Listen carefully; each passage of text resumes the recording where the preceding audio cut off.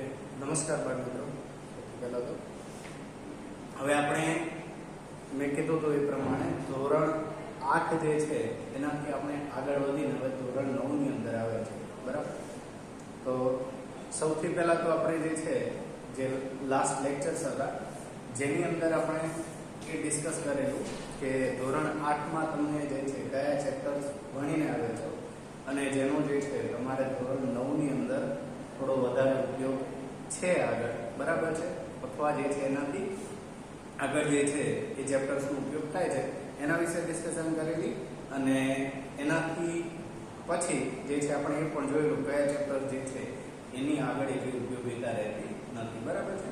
તો હવે આપણે એ કરીએ કે હવે જે છે આપણે ધોરણ 9 જે છે પાઠ્યપુસ્તક તમારું ગણિત વિષયનું, એટલે એની અંદરથી જે છે આપણે ચેપ્ટર ચાલુ કરીએ. એટલે કે હવે તમારા ધોરણ 9નું જે છે ગણિત એને આપણે ચાલુ કરીશું, બરાબર. તો સૌથી પહેલા તો તમારે ધોરણ 9માં પ્રથમ ચેપ્ટરથી આપણે શરૂઆત કરીએ. તો એ પ્રથમ ચેપ્ટર જે છે એનું નામ છે સંખ્યા પદ્ધતિ, બરાબર છે. પહેલું ચેપ્ટર શું નામ છે? સંખ્યા પદ્ધતિ. એને જે છે આપણે સ્ટાર્ટ કરીએ, બરાબર છે. તો હવે જો સંખ્યા પદ્ધતિ છે તો એ સંખ્યા પદ્ધતિ એના વિશે જે છે આપણે વિસ્તૃત અભ્યાસ કરીએ અથવા એની અંદર જે છે તો જો આ ચેપ્ટરની અંદર તમારે છે ને મુખ્યત્વે તો સમય સંખ્યાઓ, બરાબર છે, સમય સંખ્યાઓ, ત્યારબાદ જે છે હવે સમય સંખ્યાઓ તો તમે ધોરણ 7 થી ભણતા આવ્યા છો, બરાબર, કે સમય સંખ્યાઓ શેને કહેવાય. ત્યારબાદ જે છે એના સમય સંખ્યાઓના સરવાળા બાદબાકી ગુણાકાર ભાગાકાર એ બધી વસ્તુ. ત્યારબાદ જે છે સમય સંખ્યાઓને સમાન સમય સંખ્યાઓ અને સમય સંખ્યાઓ, બે સમય સંખ્યાઓ વચ્ચે આવતી સમય સંખ્યાઓ એ તમે ધોરણ 8માં પણ ભણેલા છો, બરાબર. તે બધી વસ્તુઓ જે છે એનો સમાવેશ થાય છે. અને તમારે જે છે તો આ ચેપ્ટરની અંદર એનાથી એક સ્ટેપ આગળ હશે કે જે સમાન સમય સંખ્યાઓ છે, જે સમય સંખ્યાઓ છે તો એમાં સૌથી પહેલા જે છે સ્વાધ્યાય 1.1 એના રિલેટેડ છે કે તમારે બેઝિક થી શરૂઆત કરો છો, એટલે કે તમે અગાઉના ધોરણમાં જે ભણીને આવ્યા છો, બરાબર, એની ખાસ થોડી ચર્ચા. અને ત્યારબાદ જે છે અસમય સંખ્યાઓ વિશે પણ ભણવાનું આપણે આવશે, બરાબર છે. અને ત્યારબાદ સમય અને અસમય સંખ્યાઓનું મિશ્રણ એટલે કે વાસ્તવિક સંખ્યાઓ, બરાબર, કે જેની અંદર તમામ પ્રકારની જે સંખ્યાઓ છે એનો સમાવેશ થઈ જતો હોય એવી જે સંખ્યા છે એટલે કે વાસ્તવિક સંખ્યાઓ. તો એના વિશે જે છે આપણે અભ્યાસ કરવાનો થશે, બરાબર, કે જેનું સંખ્યા રેખા પર નિરૂપણ અને એના ગુણધર્મો, ગાણિતિક પ્રક્રિયાઓ જેવી થોડી ઘણી જે ડિટેલ્સ છે એ આપણે એને જોવાની થશે. પછી આગળ જે છે એ તમારું ધોરણ 10માં એનાથી વિસ્તૃત અભ્યાસ વાસ્તવિક સંખ્યાઓ વિશે કરવાનો થશે, બરાબર છે. તો સૌથી પહેલા તો મેં કીધું એ પ્રમાણે કે સંખ્યા પદ્ધતિ જોતા પહેલા એની અંદર જે છે સૌથી પહેલા તો મુખ્યત્વે આપણે એની પ્રસ્તાવનાથી શરૂઆત કરીએ. એટલે કે સૌથી પહેલા તો આપણે આગળ શું ભણીને આવ્યા છીએ, બરાબર છે. તો ચાલો હવે સૌથી પહેલા આપણે સંખ્યાઓ વિશે જોઈએ કે સંખ્યાઓના પ્રકાર કઈ રીતે હોય છે, જે દરેકને ખ્યાલ જ છે કારણ કે અગાઉ તમે ભણીને આવ્યા છો સમય સંખ્યાઓ વિશે, બરાબર, જે ખ્યાલ છે છતાં આપણે એકવાર રિફર કરી લઈએ.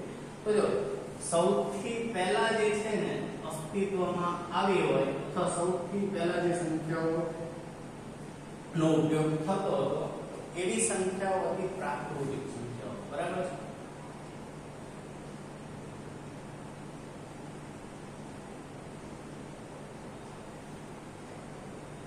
પ્રાકૃતિક સંખ્યાઓ, હવે એ નામ પરથી પણ ખ્યાલ આવે પ્રાકૃતિક એટલે પ્રાકૃતિક રીતે મળી આવે, બરાબર છે. કઈ રીતે? તો કે જે છે આનો કોઈ સ્પેસિફિક એવું ના કહી શકાય જેમ કે 0 ની શોધ કરી જે રીતે 0 ની શોધ થઈ, તો એ રીતે એવું કોઈ ફિક્સ નથી કે પ્રાકૃતિક સંખ્યાઓની પણ શોધ થઈ, બરાબર.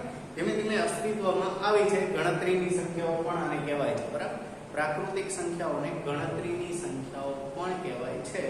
અને એ જે છે ધીમે ધીમે ગણતરીમાં આવતી ગઈ એ રીતે જે છે એ અસ્તિત્વમાં આવતી ગઈ, બરાબર. અને 0 શોધાયા પછી જે છે એ વિસ્તૃત રૂપે ઉપયોગમાં આવતી ગઈ, બરાબર છે. તો આપણે જે છે પ્રાકૃતિક સંખ્યાઓ આનો એક ગણ અને પ્રાકૃતિક સંખ્યાઓ કોને કહેવાય? તો એ દરેકને ખ્યાલ જ છે. પ્રાકૃતિક સંખ્યાઓ એટલે 1 થી લઈને શરૂ થાય, બરાબર? 1 થી શરૂ થાય, 1 2 3 4 5 આ રીતે જે છે જાય અને અનંત સુધી જાય, બરાબર છે? એટલે કે આનું કોઈ ફિક્સ એવી વસ્તુ નથી કે લાસ્ટમાં આટલે જઈને અટકી જશે, બરાબર છે?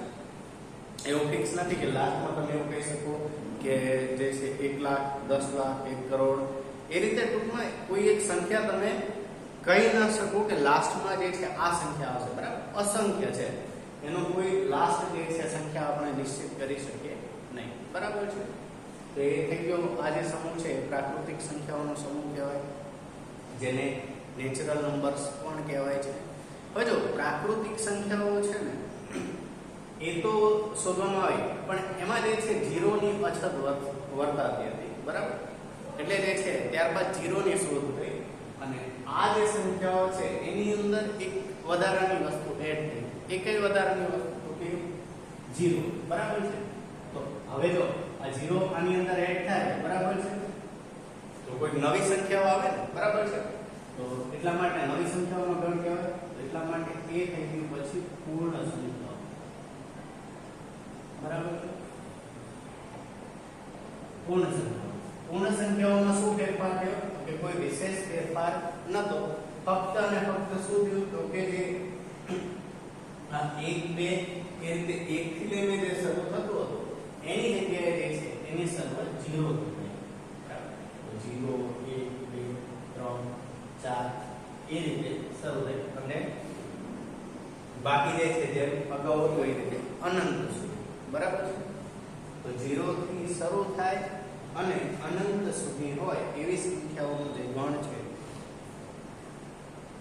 એને પૂર્ણ સંખ્યાઓનો ગણ કહેવાય, બરાબર? હવે જો આની અંદર તમે જોઈ શકો છો કે અહીંયા ફક્ત આ સંખ્યાઓને આપણે ધન સંખ્યાઓ કહીએ છીએ. કેવી? ધન સંખ્યાઓ, જેને ક્યારેક આપણે પ્લસ પણ કહીએ છીએ, પ્લસ આટલા, બરાબર? જનરલી એ લખાતું નથી પણ ક્યારેક આપણે બોલીએ છીએ. તો આ ધન સંખ્યાઓ છે, આ છે 0, બરાબર? એના પછી જે છે આની અંદર તમે જોઈ શકો છો આના સિવાય પણ કેટલીક સંખ્યાઓ તમે ભણો છો, બરાબર? જે તમે અગાઉના ધોરણમાં પણ એના વિશે અભ્યાસ કરેલો છે. તો આ ગણની અંદર એ સંખ્યાઓ એડ થઈ, બરાબર? અને એ સંખ્યાઓ શોધાય કે જે કહેવાય પૂર્ણાંક સંખ્યાઓ. અને જેની અંદર શું થાય? તો કે આ જ રીતે જેમ આ પ્રકાર આ બાજુ જે છે આ 0 છે, તો 0 ની જેમ જમણી બાજુ ધન સંખ્યાઓ છે. દરેકને ખ્યાલ છે સંખ્યાની રેખાની જો વાત કરીએ તો 0 છે. જેમ જેમ જમણી બાજુ જઈએ એમ એમ જે છે સંખ્યા વધતી જાય, બરાબર છે? તો અહીંયા શું થાય? 0 થી જેમ જેમ તમે જમણી બાજુ જતા જાવ તો આ જે છે સંખ્યા વધતી જાય. પણ જે છે એવું ધ્યાનમાં આવ્યું કે જેમ ડાબી બાજુ જઈએ તો આપણે જે છે સંખ્યા નાની થતી જાય, બરાબર?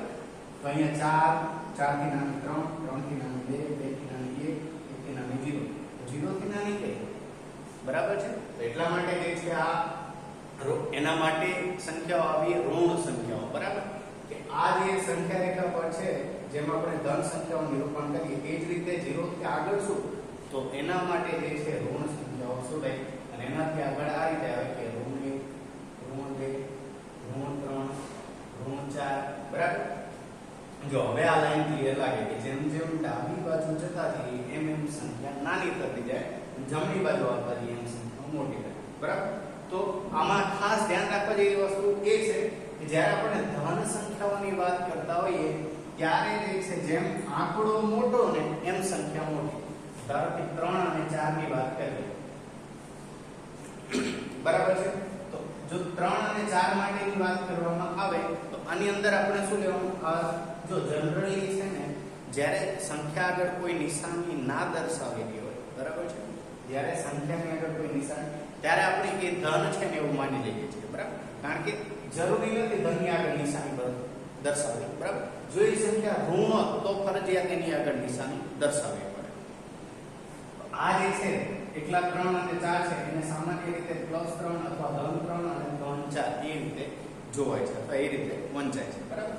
તો આ ધન 3 ધન 4 આ બે સંખ્યા જો આની અંદર આપણે શું કરવાનું તો કે જે છે ને 3 અને 4 એને ધ્યાનમાં લેવાનું તો બેમાંથી આંકડો કયો મોટો દરેકને ખ્યાલ આવે 4 મોટા 4 મોટા એટલા માટે શું થાય તો કે અહીંયા જે છે એ સંખ્યા મોટી બરાબર છે આખી સંખ્યા નિશાની સાથે તો +3 કરતા +4 કેવા છે તો કે મોટા છે અને એ જ રીતે જો વાત કરીએ ફક્ત જો નિશાની બદલે છે આંકડા એના એ રહેશે બરાબર છે જે આંકડાની વાત કરીએ નિશાની વગર તો એના એ છે 3 અને 4 અહીંયા જો વાત કરીએ ને આપણે તો અહીંયા શું થશે તો કે જે 3 ની જે નિશાની હતી પ્લસ એની જગ્યાએ માઈનસ અહીંયા કે પ્લસ ની જગ્યાએ માઈનસ તો હવે અહીંયા શું થશે તો કે જો અહીંયા જે ઋણ સંખ્યાઓ છે ને એના માટે ધનથી વિરુદ્ધ નિયમ લાગુ પડે એ કઈ રીતે તો કે જેમ આપણે સંખ્યાની જો વાત કરીએ તો એમાં જેમ આંકડો મોટો ને એમ એ સંખ્યા નાની ઋણ માટે બરાબર છે ઋણ સંખ્યાઓ માટે કઈ રીતે હોય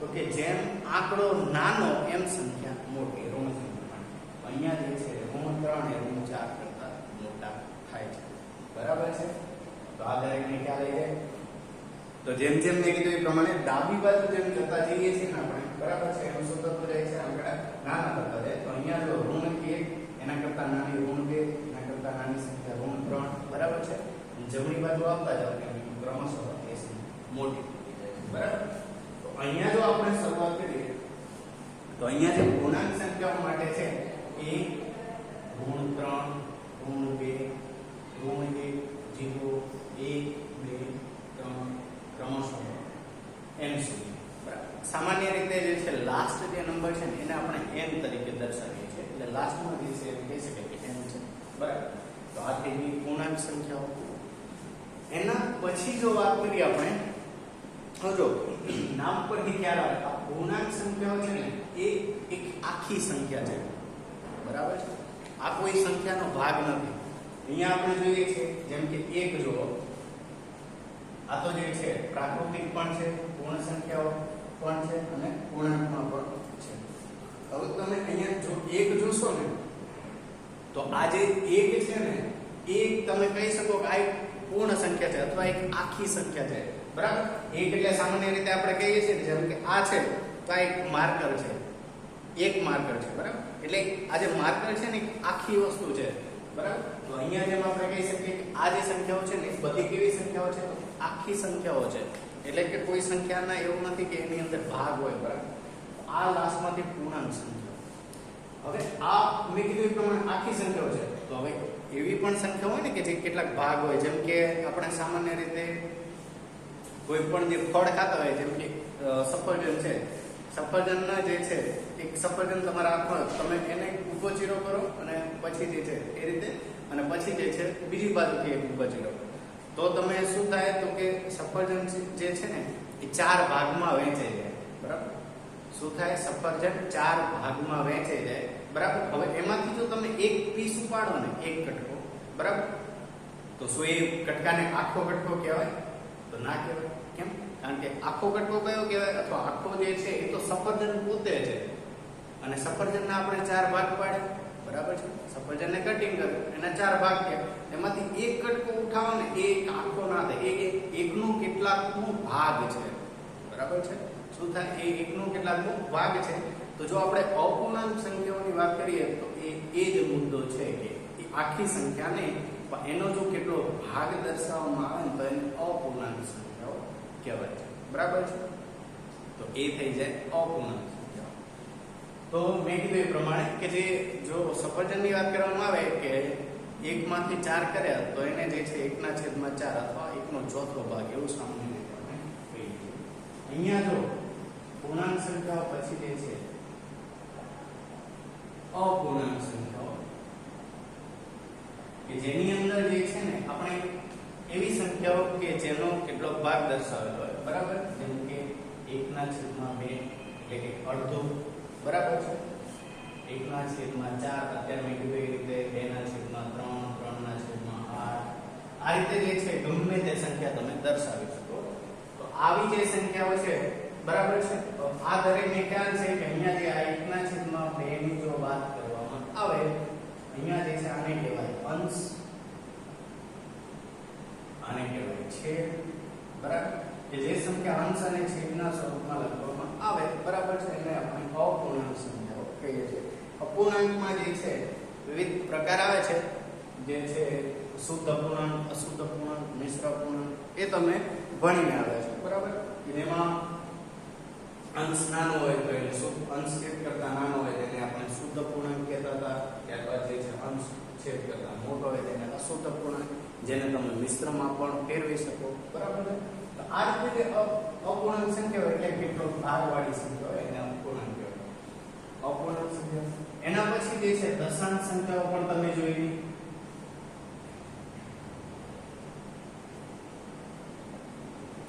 કઈ સંખ્યાઓ? દશાંશ. દશાંશ એટલે શું? દરેક ને ક્યાં છે કે જો આ રીતે આપણે ટપકું દર્શાવતા હતા, બરાબર. ટપકું ને એમ કહેતા કે આ રીતે 0. ધારો કે આ રીતે આપ્યો એટલે એમ કહેતા 0.10, બરાબર. આ જે સંખ્યા છે ને આને કહેવાય દશાંશ સંખ્યા.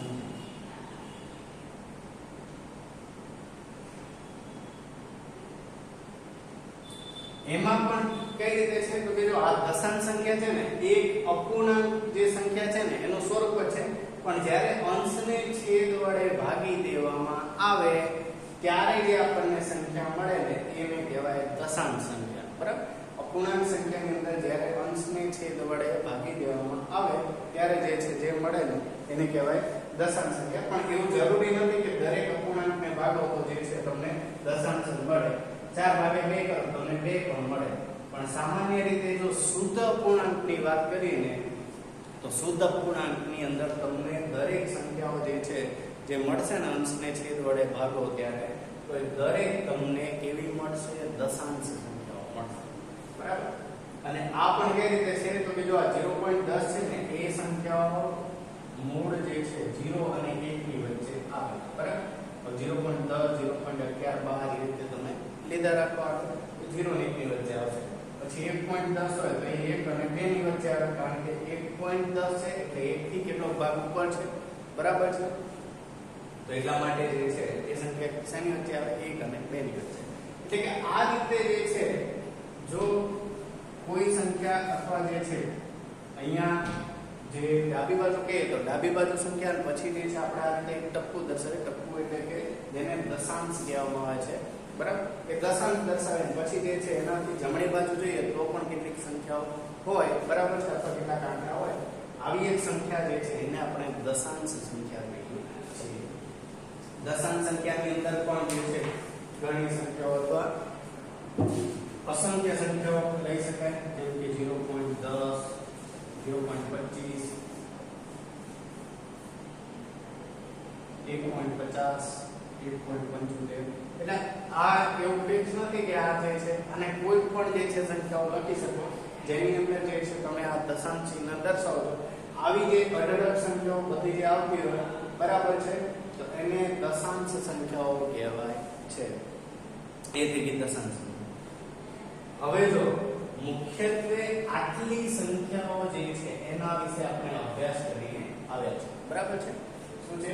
આટલી જે સંખ્યાઓ છે મુખ્યત્વે એનો જે છે આપણે અત્યાર સુધી એટલે તમે જે છે ધોરણ જ્યારથી શરૂઆત કરી હોય એમ કહી શકાય કે આપણે જે આંકડાકીય છે તો આપણે ખૂબ અગાઉથી ભણતા હોય, પણ જે જનરલી જે છે પૂર્ણ સંખ્યાઓને એ તમે જ્યારથી ધોરણ 6 થી એના વિશે ભણવાની શરૂઆત કરી છે ત્યારથી જે છે પ્રાકૃતિક, પૂર્ણ, પૂર્ણાંક, અપૂર્ણાંક, દશાંશ આ બધી સંખ્યાઓ ભણતા આવે છે. તો આ બધી જે સંખ્યાઓ છે, આ જે બધી સંખ્યાઓના ગણ એનું જો કોઈ એક સંખ્યામાં આપણે મિશ્રણ કરીએ ને એક સંખ્યાના ગણમાં, તો એ જે એક સંખ્યાનો ગણ છે ને એ કહેવાય સમમેય સંખ્યા, બરાબર. કઈ સંખ્યા? સમમેય સંખ્યા, બરાબર છે. શું થાય? આ બધી સંખ્યાઓને જ્યારે મિક્સ કરી દઈએ તો એમ કહી શકાય કે પ્રાકૃતિક સંખ્યા, પૂર્ણ સંખ્યા, પૂર્ણાંક સંખ્યા, અપૂર્ણાંક સંખ્યા, દશાંશ સંખ્યા, આ બધી સંખ્યાઓને ભેગી કરી દો, આનો એક આખો જે સમૂહ મળે એને કહેવાય સમમેય સંખ્યા. હવે જો સૌથી પહેલા તમે પ્રાકૃતિક સંખ્યાઓ વાત કરો ને તો એનો દરેકનો સમાવેશ પૂર્ણમાં થઈ જ જાય છે, બરાબર. પ્રાકૃતિક સંખ્યાની જો વાત કરો દરેક સંખ્યાઓ પૂર્ણમાં સમાવેશ થઈ જાય. પૂર્ણ સંખ્યાઓની વાત કરો તો એ દરેક સંખ્યાઓ પૂર્ણાંકમાં સમાવેશ થઈ જાય છે, બરાબર છે. તો મુખ્યત્વે તો જે છે ને એક પૂર્ણાંક અપૂર્ણાંક અને અપૂર્ણાંક સંખ્યા જે છે એનું જે બીજું સ્વરૂપ છે દશાંશ સંખ્યા. એ મેં તમને કીધું એ પ્રમાણે કે જ્યારે તમે 1/2 કરો 1/2 આ અપૂર્ણાંકનું સ્વરૂપ એને તમે આ રીતે પણ લખી શકો 0.50 દશાંશ સ્વરૂપ કહેવાય, આ અપૂર્ણાંક સ્વરૂપ કહેવાય. બરાબર. અંતે છે બંને એક જ પણ લખવાની રીત અલગ છે. બરાબર. તો અહીંયા મેં કીધું એ પ્રમાણે કે મુખ્યત્વે પૂર્ણાંક સંખ્યાઓ અને અપૂર્ણાંક સંખ્યાઓ જ્યારે મળી જાય ને બરાબર ત્યારે જે છે આપણને સમય સંખ્યાઓનો ગણ મળે.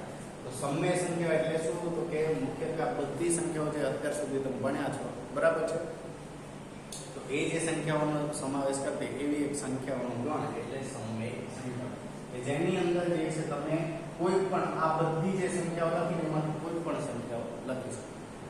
અને સામાન્ય રીતે જે છે સમય સંખ્યાઓને એ રીતે વ્યાખ્યાયિત કરવામાં આવે છે કે જે સંખ્યાને બરાબર જે સંખ્યાને p ના છેદમાં q આ સ્વરૂપમાં લખી શકાય, p ના છેદમાં q એ સ્વરૂપમાં લખી શકાય કે જ્યાં p અને q કેવા હોય તો કે પૂર્ણાંક સંખ્યાઓ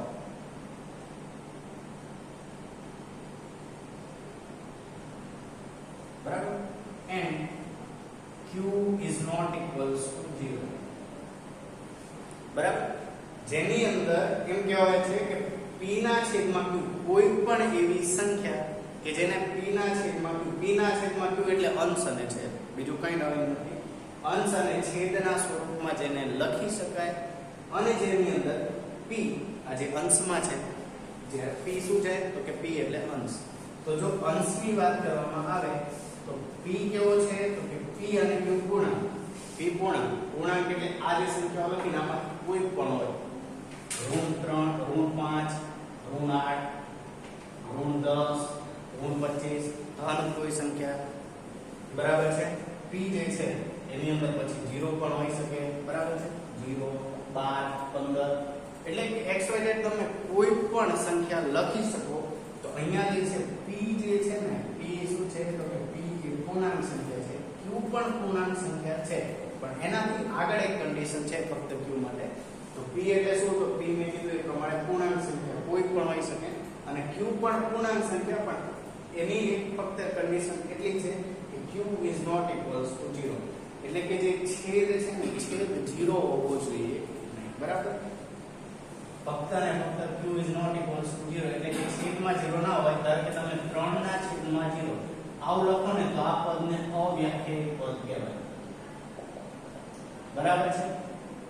ગણિતની અંદર અંશમાં 0 હોઈ શકે, કોઈ પણ તમે સંખ્યાની વાત કરો અંશમાં 0 હોઈ શકે, છેદમાં 0 હોતું નથી. છેદમાં જે 0 વાળી જે સંખ્યા અહીંયા તમે લખો તો આવી જે સંખ્યા છે ને અવ્યાખ્યાયિત પદ તરીકે કહેવાય છે અને એક સંખ્યા ગણવામાં આવતી નથી. બરાબર છે. તમે કીધું એ પ્રમાણે જો આને તમે આ રીતે લખો તો ચાલે 0/3 આ રીતે લખો ચાલે. અંશમાં 0 હોઈ શકે, છેદમાં 0 હોતું નથી. જો એ રીતે કોઈ સંખ્યા દર્શાવી હોય તો એને સામાન્ય રીતે આપણે અવ્યાખ્યાયિત પદ કહી દઈએ છીએ.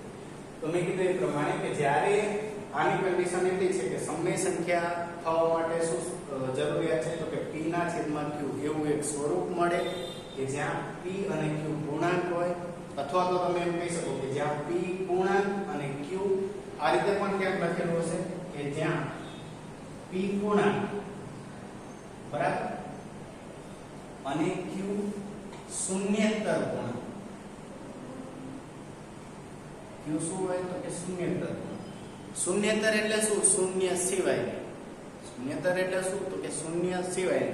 તો q જે છે ને શૂન્યેતર પૂર્ણાંક જ હોવું જોઈએ, શૂન્ય સિવાયની કોઈ પણ સંખ્યા. તો આ રીતે જે p ના છેદમાં q સ્વરૂપમાં જે સંખ્યાને દર્શાવી શકાય બરાબર આવી તમામ સંખ્યાઓ કહેવાય સમય સંખ્યાઓ.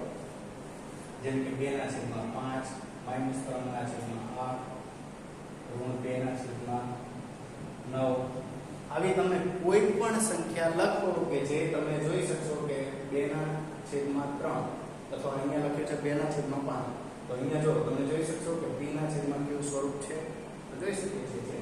પછી પૂર્ણાંક સંખ્યા પણ જે છે આપણે સમય સંખ્યાઓ કહી શકાય. આવી ગયું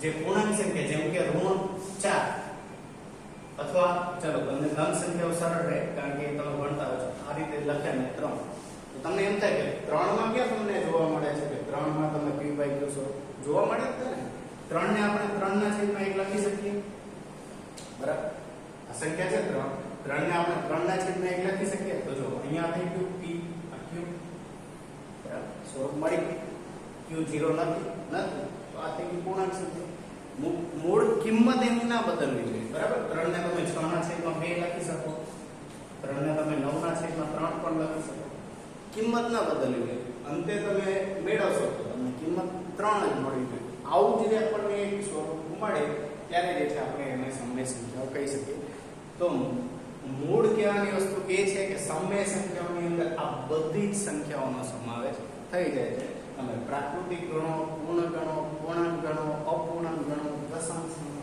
બધી જ સંખ્યાઓ આવી જાય તો આવું જે સ્વરૂપ છે અથવા આવી સંખ્યાઓનો જે ગણ છે એને કહેવાય છે સમય સંખ્યાઓ બરાબર તો મૂળ જે છે આપણે આ સમય સંખ્યાઓ એના વિશે ભણવાનું છે અને સમય હવે જો તમને એમ થાય કે તો બધી જ સંખ્યાઓ સમયમાં આવી જતી હશે પણ એવું નથી કેટલીક સંખ્યાઓ જે છે જેને તમે હવે મેં કીધું ને ધારો કે વિચારી લો કે આ રીતે વર્ગમૂળમાં 3 આ સંખ્યા છે બરાબર છે વર્ગમૂળમાં 3 હવે જો અહીંયા તમે આને તમે એમ કહેશો કે વળી પાછું આ જે વર્ગમૂળમાં 3 છે તેના વર્ગમૂળમાં 3 ના છેદમાં 1 તો લખાય આ રીતે લખી તો શકાય કોઈ પ્રોબ્લેમ નથી લખવામાં પણ અહીંયા તમે જો અહીંયા આવે એની જે કન્ડિશન છે એ પૂરી થતી નથી શું એની કન્ડિશન છે કે p ના છેદમાં q સ્વરૂપમાં તો લખો પણ p અને q પૂર્ણાંક હોવા જોઈએ પાછા કેવું છે p પૂર્ણાંક હોવો જોઈએ q શૂન્યેતર પૂર્ણાંક હોવો જોઈએ તો અહીંયા તમે આ શરત જુઓ તો અહીંયા જે છે p અને q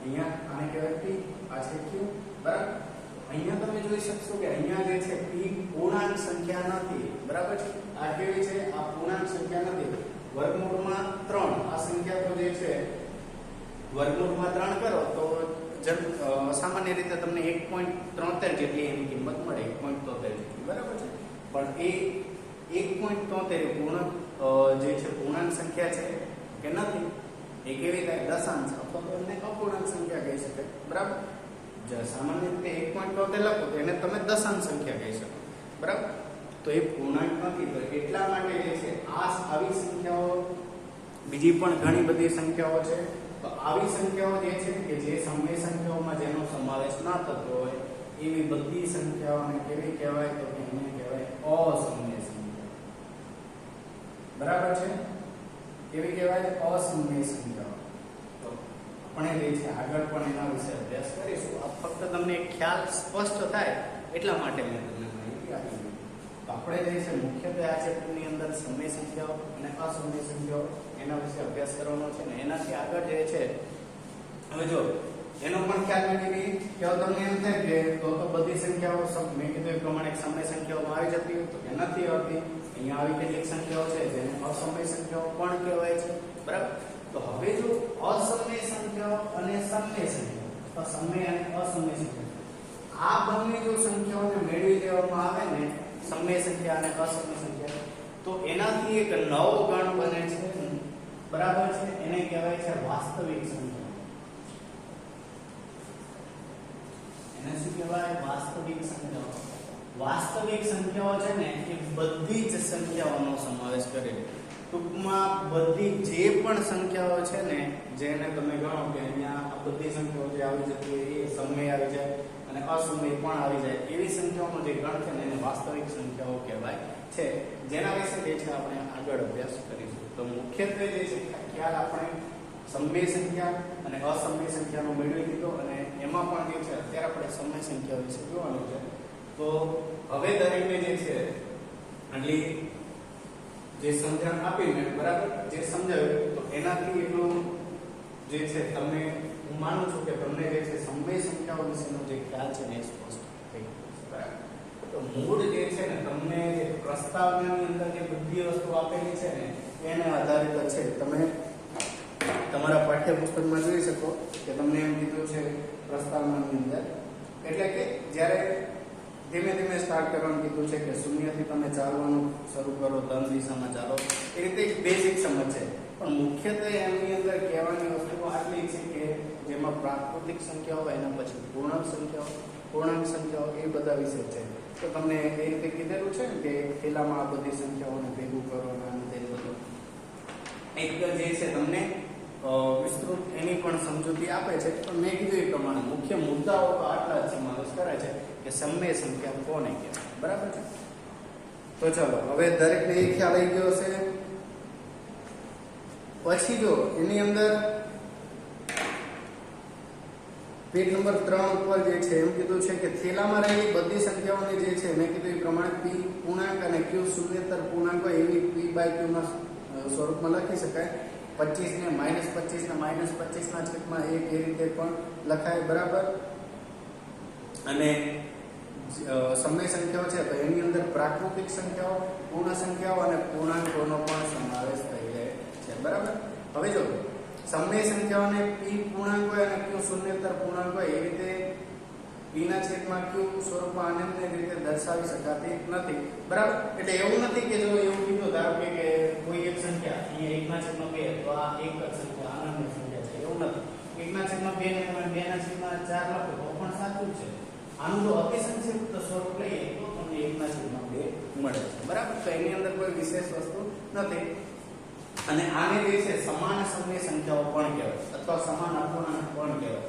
1/2 2/4 બે સંખ્યા કેવી છે તો કે બે સરખી છે. બરાબર? અંતે એની કિંમત મેળવો તમે સંખ્યાઓ કેવી મળે? સરખી. 1/2 લો, 2/4 લો. બરાબર?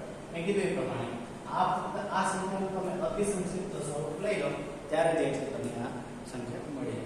અતિ સંક્ષિપ્ત સ્વરૂપ દરેકને ખ્યાલ છે કે જ્યારે અંશ અને છેદને આપણે સંક્ષિપ્ત સ્વરૂપમાં લઈ જવાના છે. એટલા સંક્ષિપ્ત કે જેની અંદર જે છે તમને અંશ અને છેદમાં ફક્ત એક સિવાય કોઈ સામાન્ય અવયવ ના મળે.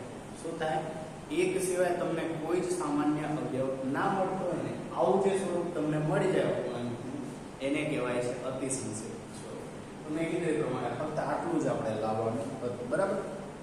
તો એને જે છે સમાન સમય સંખ્યાઓ કહેવાય. એટલે અનન્ય રીતે એને ન દર્શાવી શકાય સમય સંખ્યા. બરાબર? એ મેં કીધું એ પ્રમાણે 1/2 છે તેને 2/4 લખાય, 3/6 લખાય, 4/8 લખાય, લખી શકાય.